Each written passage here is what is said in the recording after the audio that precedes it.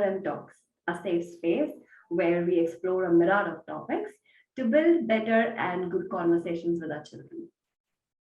Even though being in 21st century, our adults are still reluctant to talk about sex and have those conversations with the children, answer the questions of those curious minds. So unblocking the mindset and conversations without hesitations with our children, let's break the wall of silence.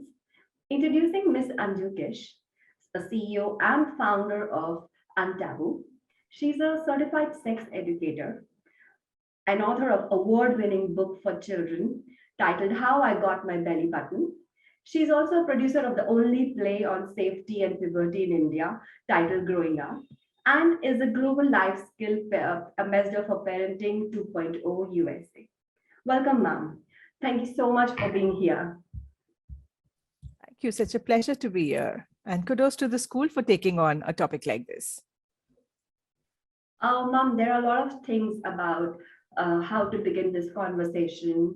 And since we know that how you've been taking around the sessions, making aware. So this program is about helping those parents to get away with this hesitation and reluctance.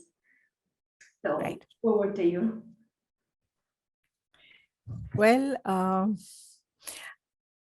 I would think that this hesitation about sex education stems from the fact that most of us have grown up without this kind of education, right? So obviously we are reluctant. We have, there are personal biases, there are cultural biases, societal, social biases. I think let me try and untaboo those biases today. Let me try and unblock those mind blocks all of us have today. And to do that, the first and foremost thing we need to realize that sex education is not about sex. It's just the presence of the word in sex, but please ignore that and look at the word education, which is right next to that. Just focus on that word education. So I think that will really, really help you, understand, get over your hesitations and understand, then decode what sex education is. So sex education, like I said, is not about sex. It is, it's about a whole lot of things. It's about bodies. It's about emotions. It's about, understanding reproduction, puberty, safety, consent, gender, sexual orientation, empathy, respect, relationships, rejections in relationships, online behavior. There are hundreds of topics under sex education. And at the end of it all, the purpose is the safety of the child. So I think keeping that in mind, if we go ahead, things will start making sense about why sex education is important. Very true. Amazing, ma'am. Very well said. So I would really love how you want to unfold this whole process of knowing whole things. And it's just lovely to hear you out, and there are a lot of things. So before the questions, there are a lot of questions to ask, and before we begin with that, I want you to help us explore more about it. When you talk about consent, when you talk about education, what all it implies. See, when you talk about sex education, it's basically you're giving a child, factually correct information, which is age appropriate, which helps them make well-informed, responsible decisions, helps them make form healthy relationships and take care of themselves both physically and emotionally. That is what sex education does for a child. And so when you talk about age appropriate, so there has been a lot of question around it, that the kids nowadays are very curious, and sometimes even the exposure to the media is so much that they have so much in their mind. So it's become very difficult for the adults to talk about it. And usually they just leave those questions unanswered. So how do you think that a parent should get themselves ready about answering those questions? And when you say it should be age appropriate. So let me begin by addressing the fact which a lot of parents have, is that at what age should we start sex education, right? I personally feel there is no set age to start this education. Of course, starting it as early as possible really helps. But even if you have a child who's a teenager right now, or you have a child who's a young adult right now, please know that it is never too late. You can start conversations at any age. Now, having said that, I feel that the day you start teaching your kids, you start talking to your kids about their body parts. That's the day formal sex education can begin. So that can be as early as 1 year or 2 years. Now, before you parents gasp with shock and say, "Oh my God, teaching a 2-year-old or 1-year-old about sex education." It brings me back to the thing that I said earlier, that sex education is not about sex. And sex education is incremental learning, just like in school. So if a child is in grade nursery, you don't teach them additions and multiplications, you teach them numbers. As they grow older, you'll probably add addition, then subtraction, multiplication, then as they grow older, fractions, and other mathematical equations. So in the same way, sex education is like that. You teach them first probably their body parts, you teach them body safety, privacy, and as they grow older, you keep adding on to that information. And that's what I mean by saying it is age appropriate. So it starts as early as age 1 or 2 and can continue lifelong. So sometimes they have such questions that when you start having those conversations, so they do not realize where to start. And at times they feel intimidated also, okay, whether we should answer it or not. So what is the thing that you feel, okay, we know the start point. So where is the end point to it? Where we exactly should stop? There needn't be an end point. Most of the times parents don't answer kids questions because they fear this exact same thing. If I start talking, I don't know how much information to give. I don't know how much my child knows. I don't know what will be the impact of this information. What if I tell him this and then they ask this? So because of that fear, the thing is that most parents don't talk to them. There's been multiple research done world over which says that the earlier you speak to your child, the child will be more responsible, will delay experimentation, and will be a very evolved, empathetic, gender sensitive child. And another research says that the child will only take in what they comprehend. The rest of the information will be filtered out. So never worry that you're giving out too much information to the child. In fact, the internet is doing that. It's giving out such age inappropriate information to our children, and the impact of that is disastrous. But you, as a parent, when you give out the information, obviously you will give out information which you think is okay for that age, or at least in a language which is okay. Now, and in fact, one of the parents in on a session had mentioned that her 8-year-old was asking her what is sex, and she was of course frazzled, and she just told her that this is not your age and I'll tell you when you grow up. A week later, she found porn sites on her phone which her daughter was sharing. So if a child even as young as 6 or 7 asks you what is sex or any other uncomfortable question, please answer that in an age appropriate manners. And there are lots of ways to do that. There's lots of resources to read, lots of experts to reach out to, because if you don't, internet will give them that answer. Internet will not only explain to them what sex is, will give them images to see, and will also lead them to porn sites to show, hey, this is what sex is. Now that can be very disastrous. So it's not about that anything related to sex is negative. It's how it is explained to kids which can be negative or positive. Oh, that was amazing. This was really an eye opening. So sometimes, yes, we do struggle with this. So when you talk about also, then there is a concept that comes when you were saying about consent. So what is this concept is about consent? See, consent is something which we should be ideally teaching a kid right from day one. In India, unfortunately, we don't even have social consent. Forget sexual consent. So when I say social consent, we don't think twice before picking up somebody's baby because we find them so cute. Even on the road, if a baby is going in the pram with the parents, we'll reach out and ruffle the baby's hair and say, oh, how cute. We're not asking for consent from the parents whether we can touch that baby. We click pictures or at parties, and we post them on social media without taking consent from the people, all the people in that group picture. Hey, is it okay for me to put the picture up on social media? So we do not understand consent, unfortunately, in our country. But yes, a lot of emphasis is now going towards this. There was, of course, a movie called Pink, which explained the concept of no means no. But that is only a very limited concept which is explained through the movie. Consent is a huge topic, and every child, every young teenager, every young adult, and every adult needs to understand what consent is. For parents, I would say that, of course, do your research and understand what consent is. I would be very happy to take a session for you if you want, but start very young. So when you have a relative coming home and you want your child to meet and greet them, ask your child, hey, you want to give a hug to your grandma, or do you want to give a high five to your grandma, or you just want to say a hello to the grandma? Let the child decide and respect that. What that does is give a child bodily autonomy, that if I say something, it is accepted. And that is very, very important to keep them safe. If you are forcing them to give hugs, or you're forcing them, even if they say no, you're sending out the message that their no does not have any importance. So God forbid if they are abused and they say a no, and the person, of course, insists and say that no, it has to be done, they will not resist, because they have grown up believing that they don't have body and autonomy. So teach consent at a very, very young age.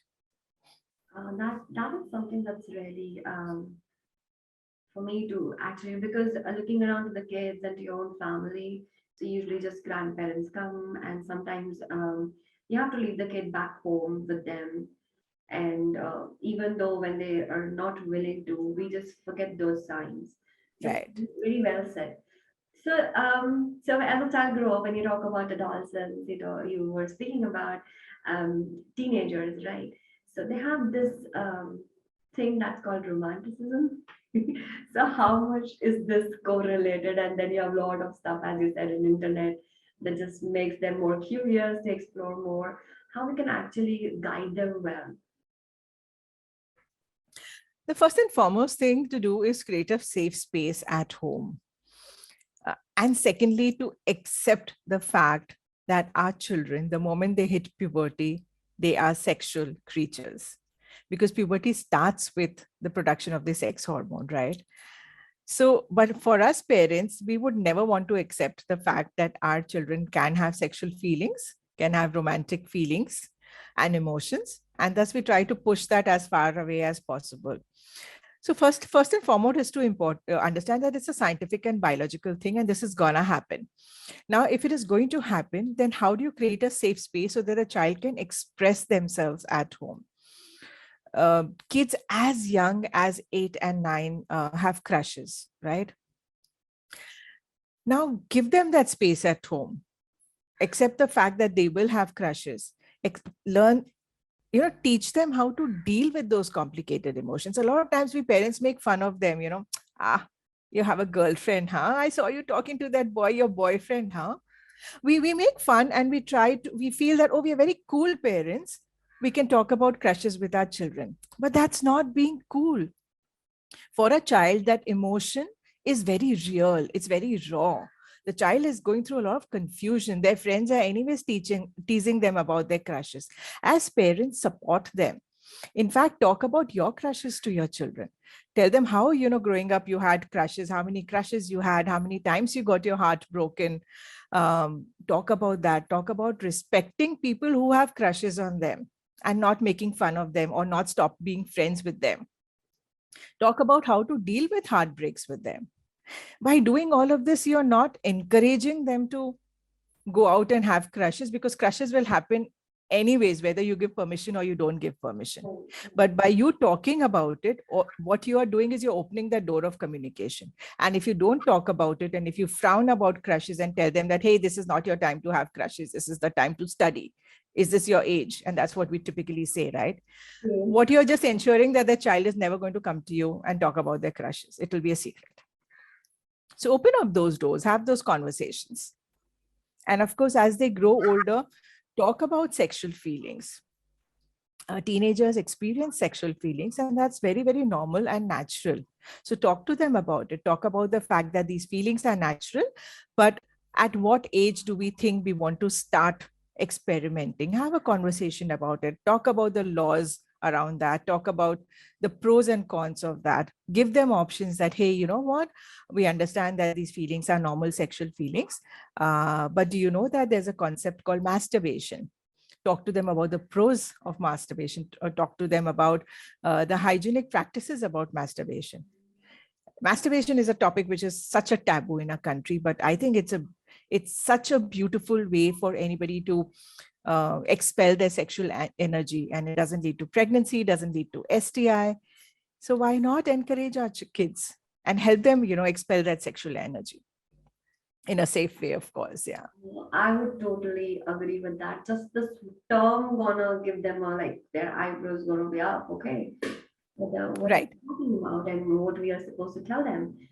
So there are a lot of questions that I have. Before I move on to those questions, something that you would like that where you want to begin and summarize things that are quick pointers for all the age group, the parents to be mindful of when they are talking about sex ed or anything, any related to this topic to deal with that. Can you just summarize and think, then we're going to move on to there are a lot of questions that I have to ask.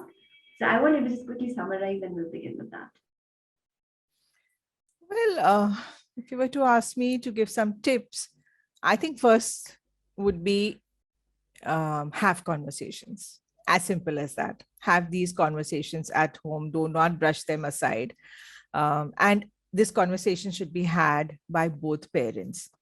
Do not make it the mom will talk to the daughter and the father will talk to the son. By making it a conversation where both the parents are present, you are normalizing these things. Don't make it a gender-based conversation that sit your daughter down separately and your son down separately. If they are almost the same age, talk to them together, talk to them about changes each of them is going to go through. If you have grandparents at home, please involve them in those conversations. In fact, it's a great thing to involve them in the conversation. And I'll give you some tips on how possibly you can, explain these things to the grandparents. Now, secondly, do not fear questions. In fact, every time your child asks a question, send a thank you, to whatever God you believe in, because at least the child has come to you and not gone to the internet.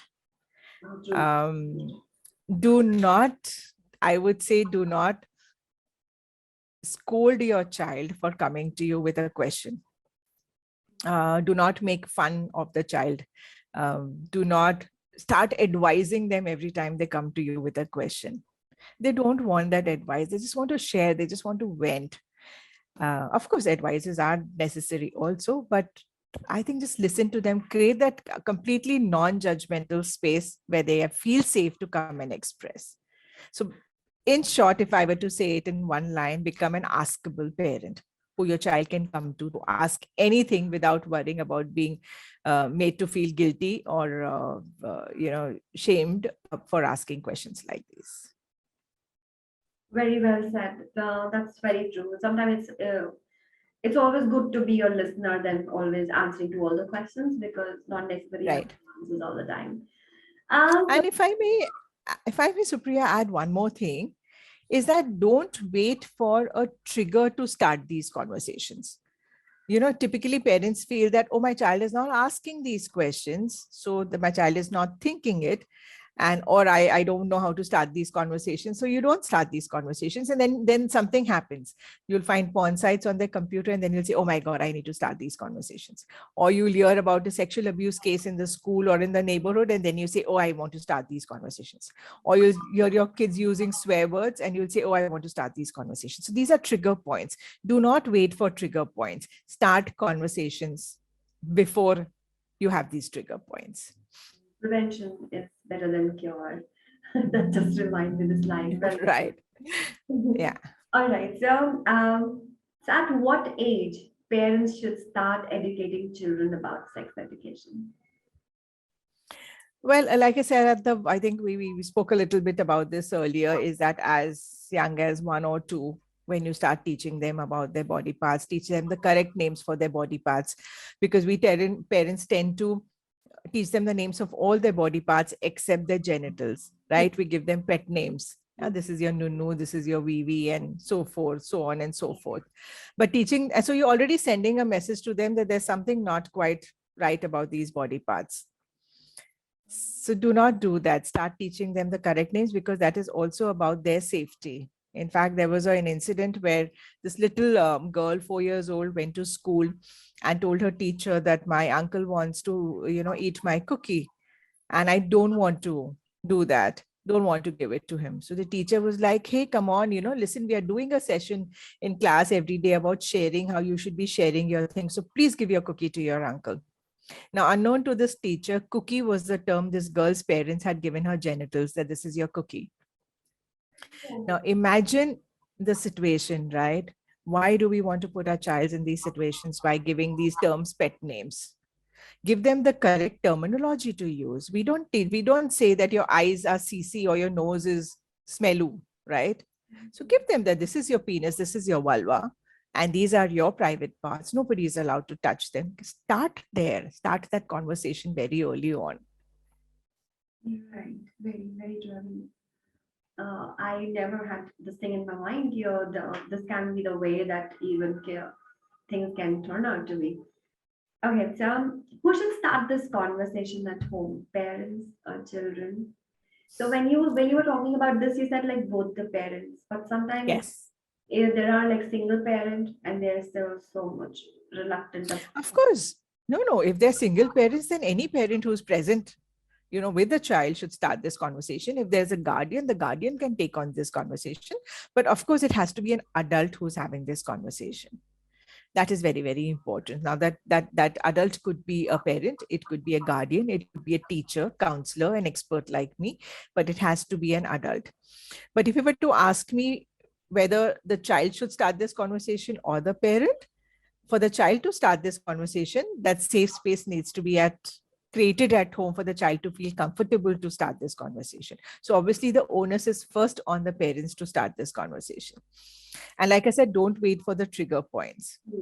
Right. Start this conversation, start teaching them the right names of body parts, start talking to them about body privacy. If they're seeing some ads on television, for example, there's an ad on sanitary napkin coming, talk to them about it.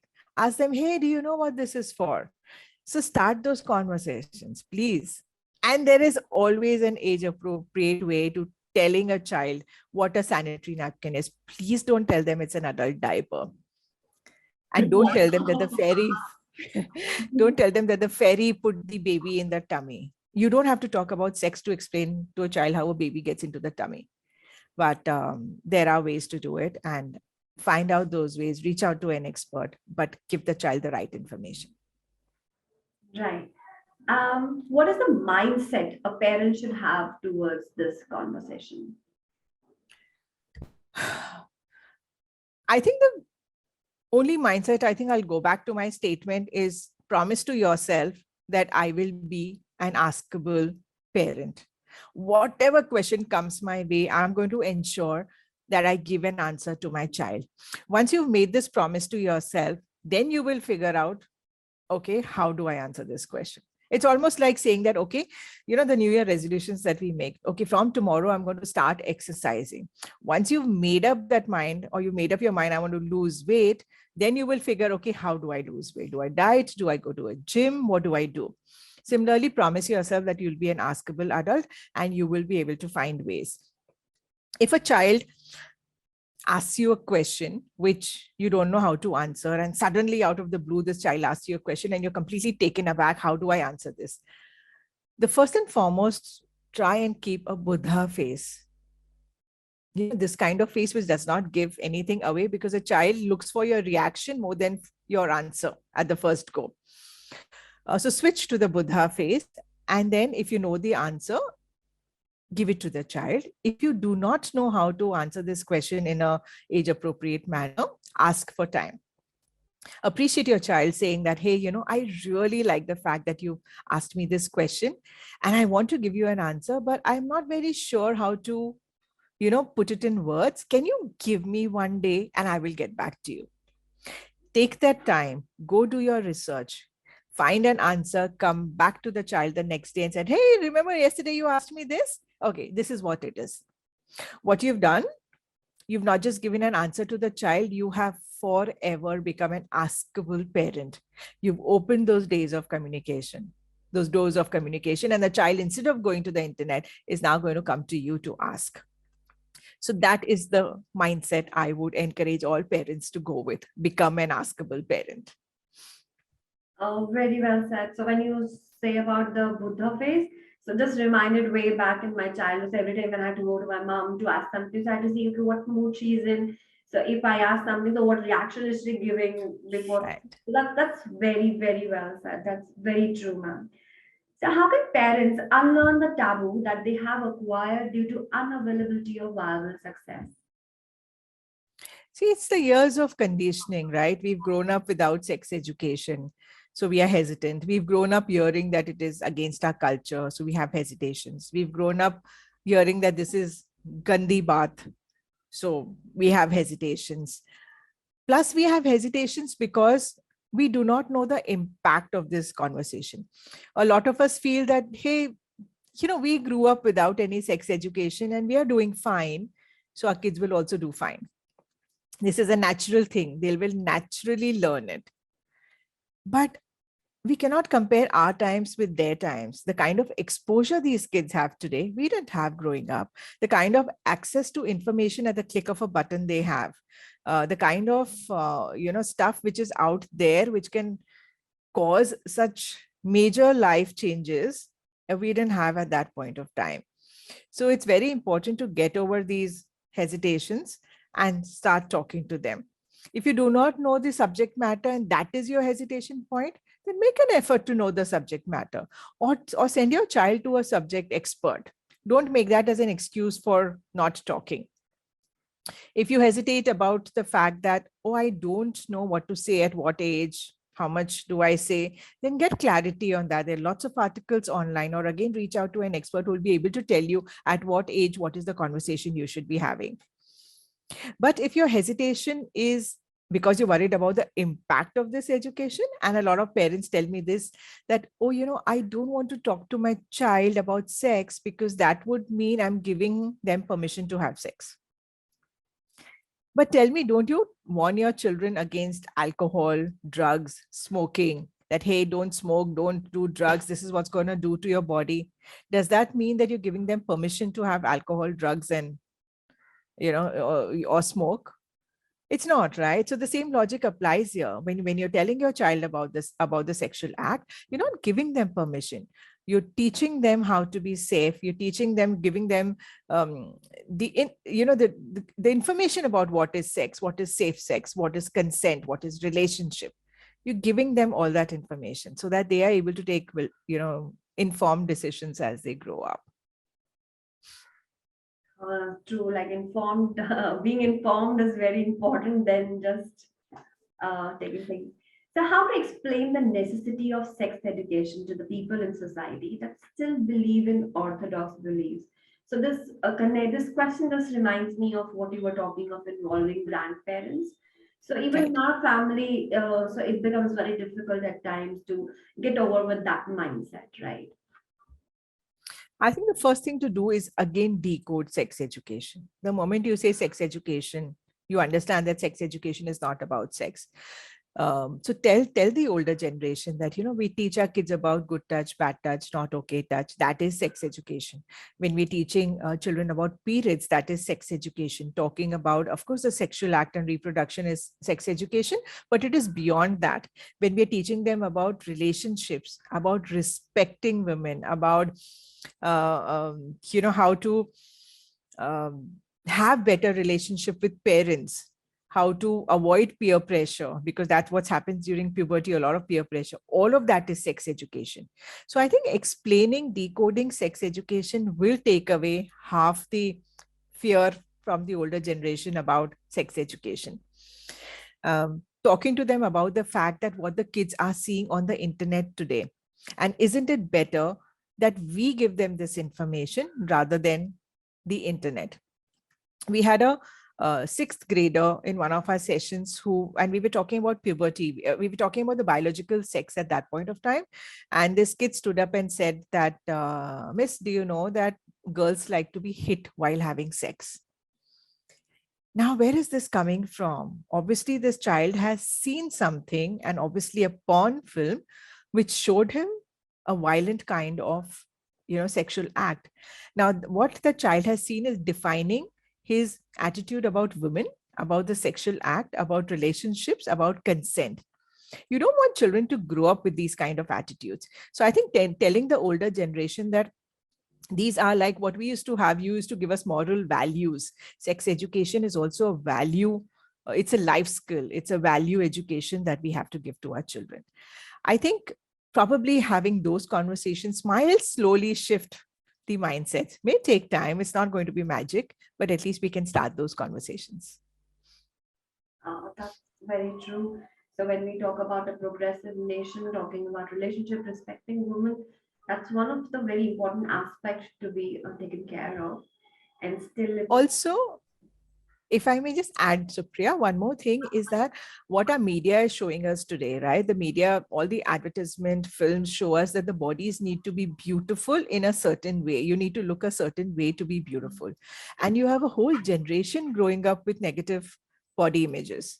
So I think, especially at puberty, it's very, very important we teach this kids body, positivity, and tell them that what they are seeing in the media about getting a pimple and, oh my God, that's going to impact my job or my, love life. It's not going to happen. Teaching them that everybody is different, they grow differently, they look differently, and not to judge people by their looks. Giving them that confidence is also part of sex education. that's So, that's our like elder generation. They're always worried whenever it's a girl child.